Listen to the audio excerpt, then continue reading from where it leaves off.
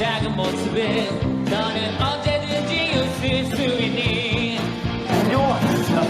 너라도 날 보고 한 번쯤 그냥 모른 척 해줄 순 없겠니. 하지만 때론 세상이 뒤집어진다고 같은 아이 양들이 어지럽히 따고 모두 다 똑같은 소리 들어야 한다고 그런 눈으로 욕하기만. 난 아무것도 만지지 않아. 나 왼손잡이야.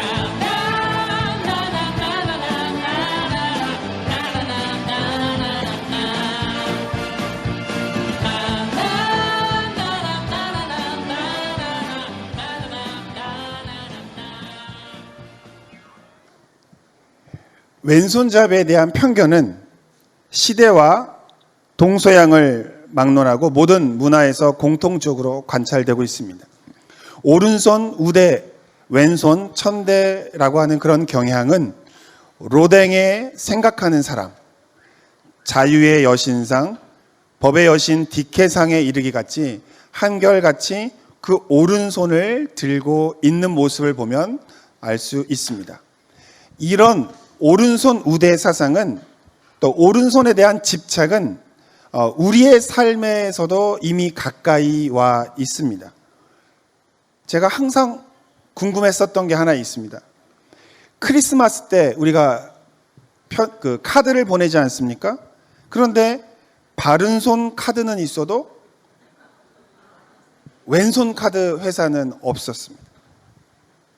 그래서 저는 제가 카드를 만들어서 친구들에게 카드를 보낼 때 그 밑에 카피라이트 왼손 카드라고 써서 보내기도 한 적이 있었는데, 사람들은 또 자신의 신복을 나의 뭐라고 그러죠? 오른팔이라고 이야기하죠. 그리고 누군가가 나를 얘 나의 왼팔이야 라고 하면 기분이 별로 좋지 않기도 합니다. 이처럼 우리도 오른쪽 왼쪽에 있을 때 오른쪽을 선호하는 그런 경향이 있는데, 오늘 사사기 3장에도 바로 이러한 오른손잡이 왼손잡이에 관한 이야기가 등장합니다. 오늘 팩트 체크를 좀 몇 가지를 할 텐데요, 이 팩트 체크를 통해서 에웃에 관하여 몇 가지 팩트를 한번 해보도록 하겠습니다. 오늘 성경 말씀은요, 사사기 3장 15절에서 17절까지인데 다 같이 함께 봉독하겠습니다. 이스라엘 자손이 야훼께 부르짖음에 야훼께서 그들을 위하여 한 구원자를 세우셨으니 그는 곧 베냐민 사람 게라의 아들 왼손잡이 에웃이라. 이스라엘 자손이 그를 통하여 모압 왕 에글론에게 국물을 바칠 때에 에웃이 길이가 한 규빗 되는 좌우의 날선 칼을 만들어 그의 오른쪽 허벅지 옷 속에 차고 국물을 모압 왕 에글론에게 바쳤는데 에글론은 매우 비둔한 자였더라. 하나님은 이스라엘이 죄악을 저지르자 모압 왕 에글론이라고 하는 왕을 도구로 사용하셨습니다. 이 에글론이라고 하는 왕의 이름은 송아지라고 하는 뜻을 갖고 있습니다. 하나님은 송아지를 들어서 이스라엘 백성을 혼내신 겁니다. 그 말씀이 사사기 3장 12절을 13절에 보면 이렇게 나와 있습니다. 이스라엘 자손이 또 야훼의 목전에 악을 행하니라. 이스라엘 자손이 야훼의 목전에 악을 행함으로 야훼께서 모압 왕 에글론을 강성하게 하사 그들을 대적하게 하시매라고 기록되어 있습니다. 이처럼 이스라엘 백성이 에글론 왕에 의해서 고통을 당하고 있었는데, 그때에 이 에글론이 이스라엘의 종려나무 성읍을 점령했다고 성경은 나오는데, 이 종려나무 성읍은 다른 말로 고치면 여리고입니다. 이 여리고성은 요단 동편과 서편을 들어가는 관문으로 가나안 땅 정복을 하기 위해서는 굉장히 중요한 요충지였습니다. 그래서 이스라엘 백성이 가나안을 처음 쳐들어갈 때 가장 먼저 공격한 성이 어디였습니까? 여리고 성이었던 이유가 바로 여기에 있습니다. 여리고를 점령하면 북쪽과 남쪽을 지나갈 수 있는 길을 확보하기 때문에 그 가나안을 정복하기 굉장히 유리한 고지를 점령하는 상황이었습니다. 따라서 이 모압 왕 에글론이 이스라엘의 종려나무 성읍, 즉 여리고를 점령했다라고 하는 이야기는 곧 이스라엘도 모압에게 점령당하게 될 그 위험에 처해 있었다라고 하는 뜻인 것입니다. 이스라엘은 하나님 앞에 악을 행한 대가로 이처럼 모압 왕 에글론에게 착취와 억압의 세월을 18년 동안을 당했습니다. 그리고 18년이 지나고 난 후에 그들이 하나님께 부르짖자 하나님이 한 구원자를 세우셨습니다. 그의 이름이 바로 에훗입니다. 사사기 3장 15절에 보면 이스라엘 자손이 야훼께 부르짖음에 야훼께서 그들을 위하여 한 구원자를 세우셨으니 그는 곧 베냐민 사람 게라의 아들 왼손잡이 에훗이다. 여기서 우리 첫 번째 팩트 체크를 한번 해보겠습니다. 에훗 하면 우리는 용사라고 생각합니다. 그런데 과연 그 에훗이 용사였는지 아니면 장애의 아픔을 갖고 있었던 사람인지 한번 살펴봐야 합니다. 하나님께서는 베냐민 지파의 에훗이라고 하는 사람을 세우셨는데 그런데 한 가지 이상한 점이 있습니다. 무엇이냐면 벤야민이라고 하는 것은 합성어입니다. 벤은 아들이라는 뜻이고요. 야민은 오른손이라는 뜻입니다. 따라서 오른손의 아들들, 오른손의 자손이라고 하는 뜻이 베냐민입니다. 그런데 오른손의 자손들의 지파에서 왼손잡이가 나왔다라고 하는 것은 이건 하나님의 메시지가 있는 겁니다. 보통 사람이 왼손잡이를 해도 사람들이 오른손으로 고치라고 말을 할 텐데 이 지파 자체가 오른손 지파입니다. 근데 그 오른손 지파에 왼손잡이가 나왔으니 많은 사람들에게 얼마나 많이 말을 듣고 또 눈총을 받았을까 한번 생각해 볼 만한 것입니다. 그런데 한글 성경에는 그냥 왼손잡이라고 번역이 되어 있는데 사실은 이 왼손잡이를 히브리 원어로 번역을 한다면 다름 아니라 오른손이 묶인 자입니다.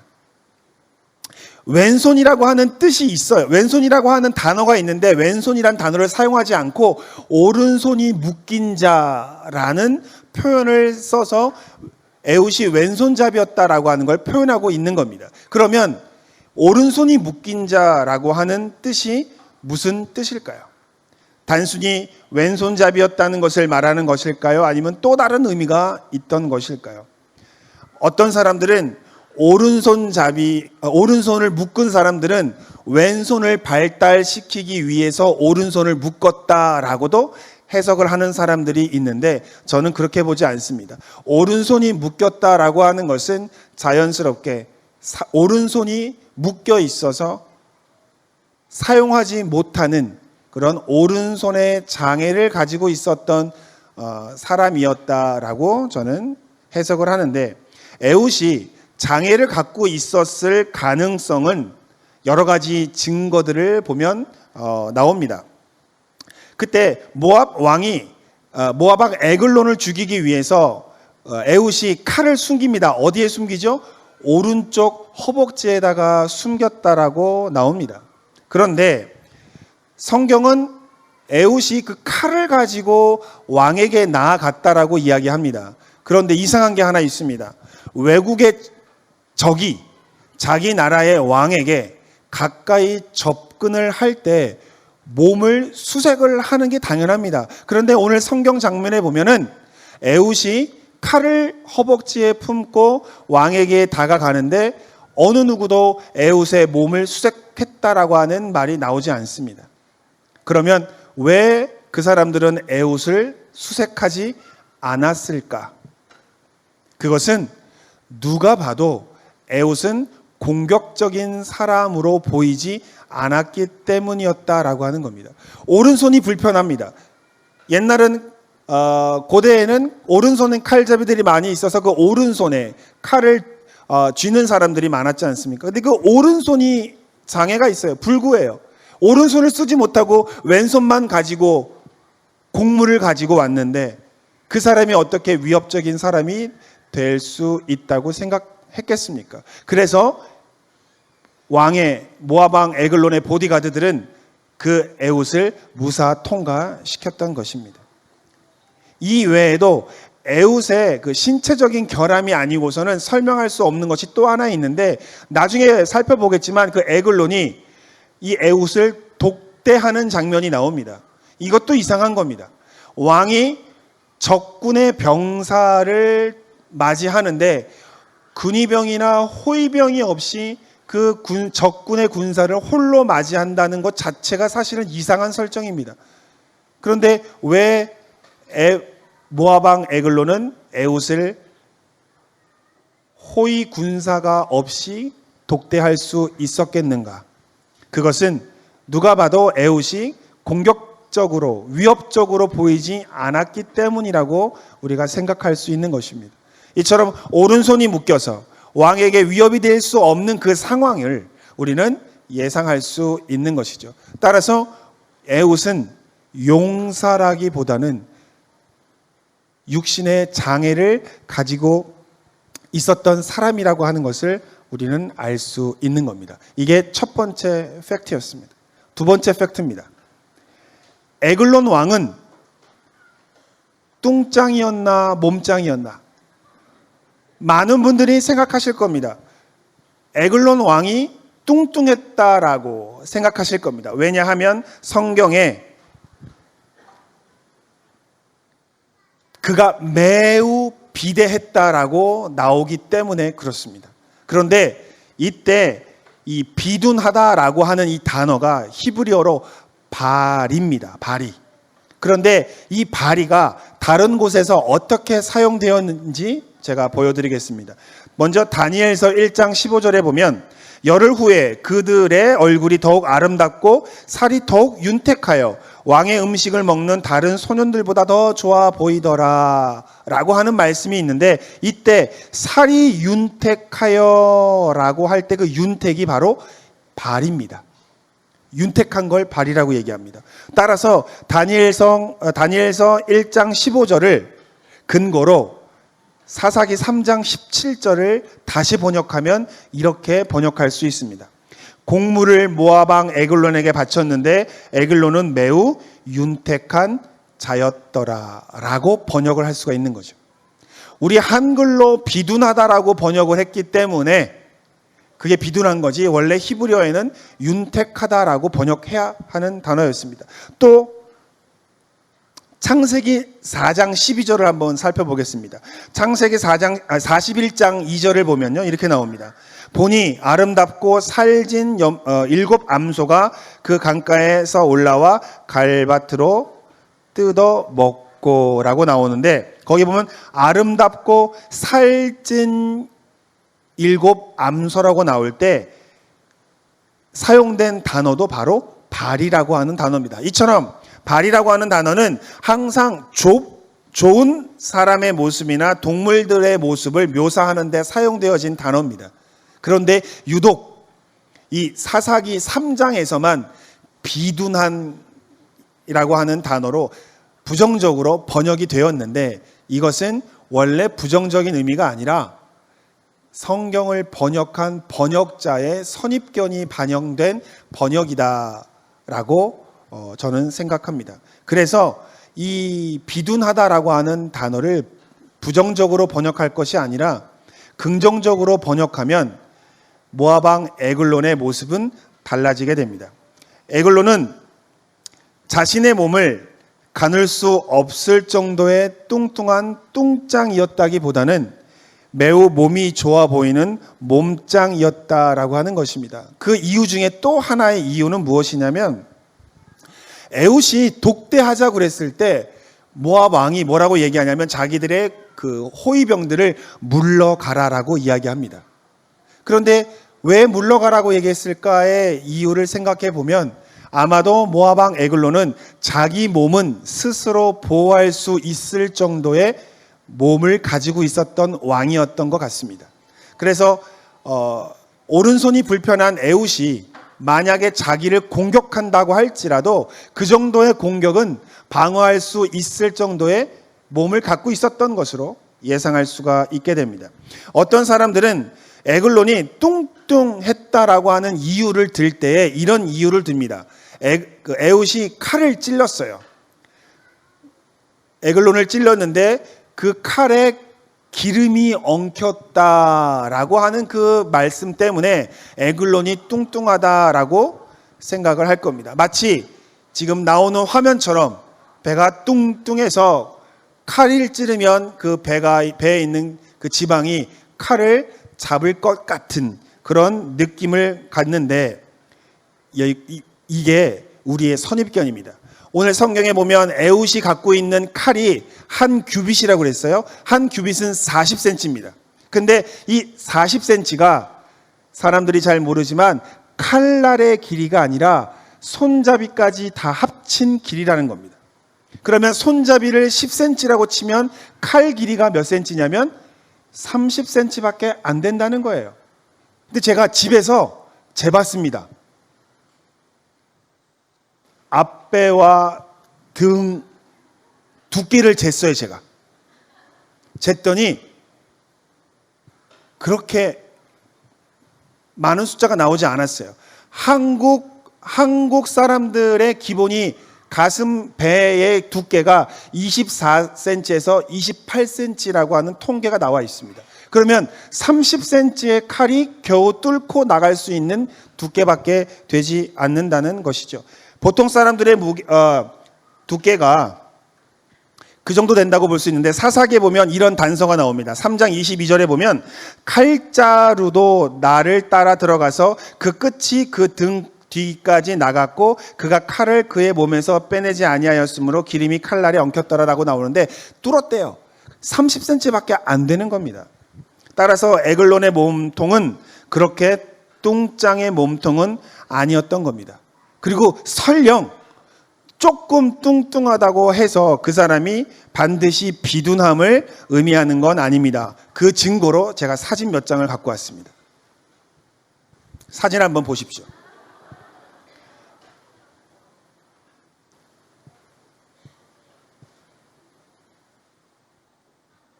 네, 비록 마지막 사진은 약간의 비둔함이 보일 수 있겠지만 이제 헐리우드에 가서 한국을 대표하는 영화배우가 된 이 영화배우가 누가 비둔하다, 누가 뚱뚱하다, 뚱짱이다라고 이야기를 하겠습니까? 이처럼 우리가 에글론을 뚱짱으로 오해하고 있다면 이제 몸짱으로 한번 바꿔보십시오. 그러면 이 에웃의 이야기가 전혀 다른 이야기로 들릴 수가 있습니다. 에웃은 무엇으로 보나 에글론과 싸울 만한 상대가 되지 않았습니다. 그리고 그 생각은 에웃도 마찬가지였고 에글론 왕도 마찬가지였습니다. 그런데 이처럼 싸움이 안 되는 싸움에서 에웃이 승리할 수 있었던 이유가 무엇인가 우리는 생각해 봐야 됩니다. 저는 이 에웃 이야기를 생각하면서 우리가 항상 조건의 불리함을 핑계로 삼고 있는 건 아닌가라고 하는 생각을 해봤습니다. 항상 조건이 평등한 상태에서 우리는 대결을 하고 싶어 합니다. 그런데 그건 스포츠에서나 가능한 일입니다. 실제로 우리의 삶에서 평등한 조건 속에서 싸울 수 있는 경우가 어디 있습니까? 제가 경험해 본 바에 의하면 평등한 조건 속에서 경쟁할 수 있는 환경은 우리의 삶에 그렇게 많지 않습니다. 회사나 학교나 어디에서나 교회에서도 마찬가지로 평등한 조건이란 정말로 만나기 힘든 조건입니다. 그럼 여러분 불리한 조건이 나에게 주어진다면 여러분 어떻게 하시겠습니까? 조건이 불리하다고 피하시겠습니까? 조건이 맞지 않는다라고 거부하시겠습니까?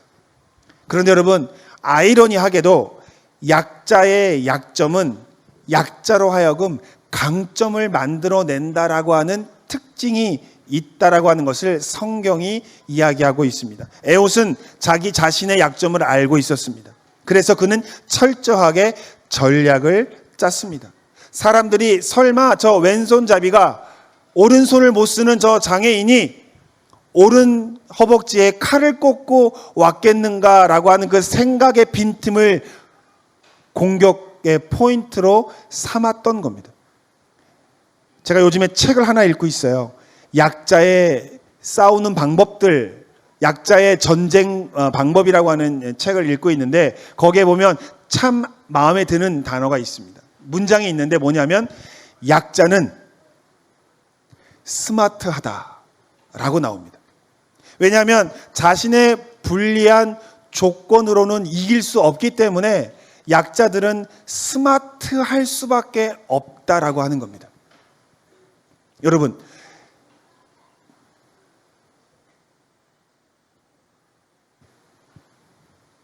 나무늘보라고 하는 동물이 하나 있습니다. 근데 그 나무늘보가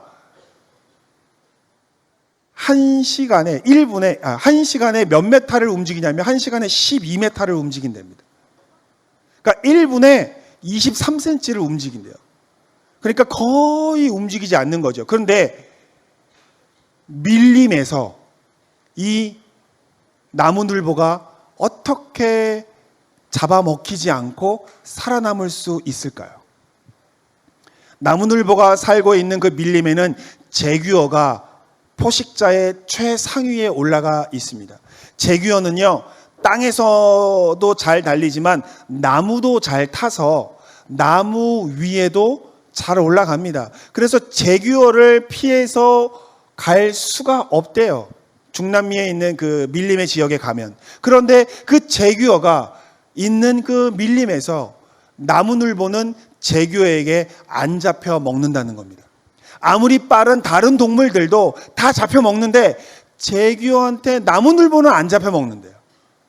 그래서 동물학자들이 그 이유가 뭔지를 살폈답니다. 그런데 여러분, 아주 어처구니 없는 연구 결과가 나왔습니다. 제규어는 굉장히 빨라서 빠르게 움직이는 동물들을 재빠르게 잡는 기술을 갖고 있다고 합니다. 그런데 이 제규어가 움직이지 않는 애들은 구분을 못한대요.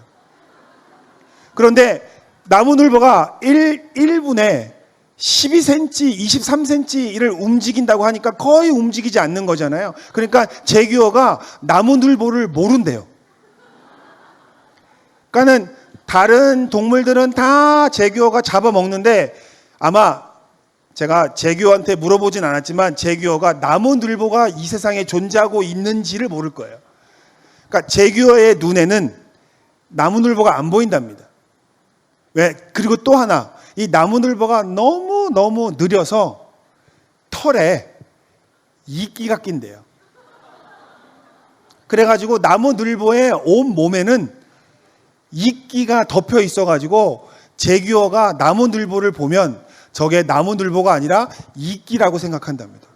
그래서 나무늘보가 살아난다라고 하는 것을 과학자들이 밝혀냈습니다.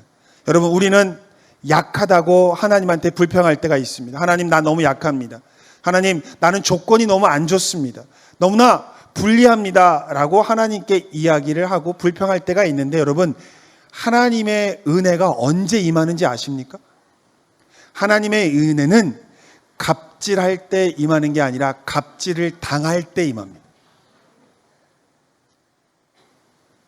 갑질을 당하시는 분이 계십니까? 그때가 바로 하나님의 은혜가 임할 때입니다. 제가 독일에서 유학생들을 10여 년 동안 지도할 때 가장 큰 문제가 뭐냐면 1년에 한 번씩 비자를 받는 게 문제입니다. 우리는 지금 비자 안 받잖아요. 그런데 외국인 노동자들한테 한번 물어보세요. 뭐가 제일 귀찮고 제일 짜증나느냐? 바로 외국인 관청에 가서 비자를 연장하는 게 아마 제일 짜증날 겁니다. 왜냐하면 외국인 관청에 있는 분들은 좀 외국인들을 하대하는 경향이 좀 있습니다. 근데 우리도 독일의 관청에 가면 그 관청에 있는 사람들이 우리를 하대합니다. 그래서 너무 이상한 거예요. 내 돈 쓰고 공부하러 왔는데 내가 왜 하대를 받아야 되는가? 라고 하는 그런 마음이 드는 데가 외국인 관청인데 그때 저 유학생 중에 한 명이 저희를 찾아왔습니다. 목사님, 그 외국인 관청의 그 공무원이 저를 자꾸만 쫓아내려고 합니다.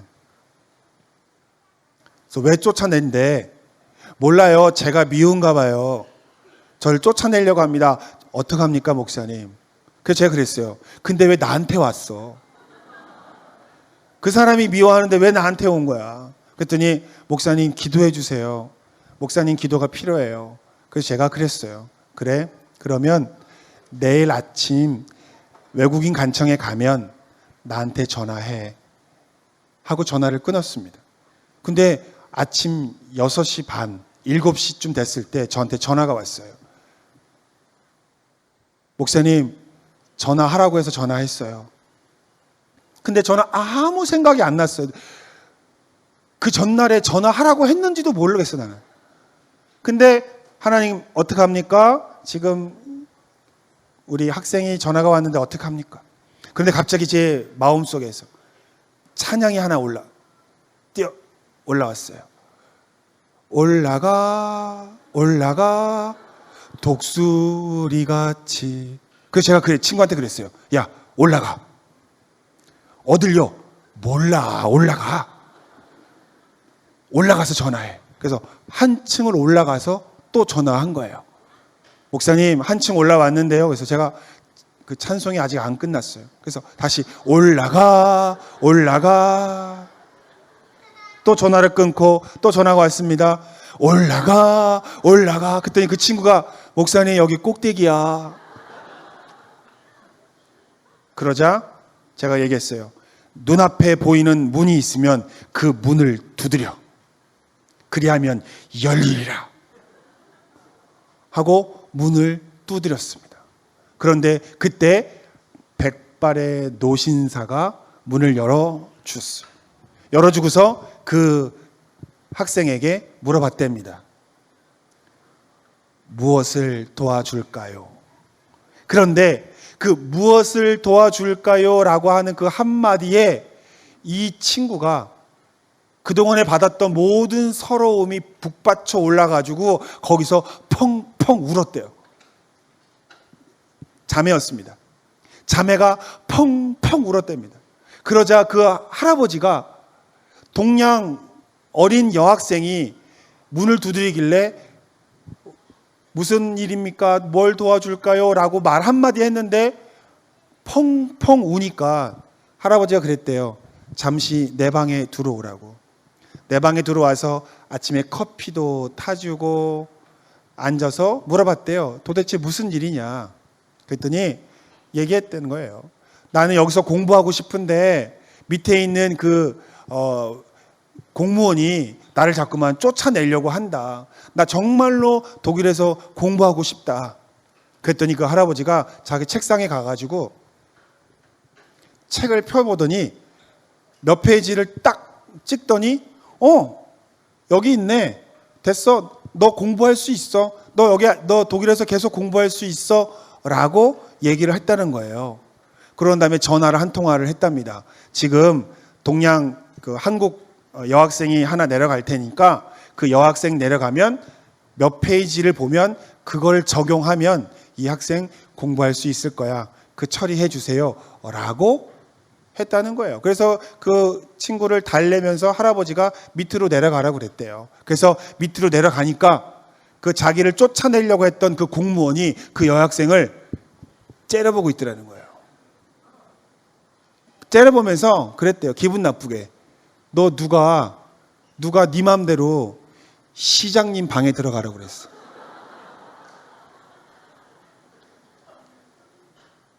그래서 그 친구가 그랬답니다.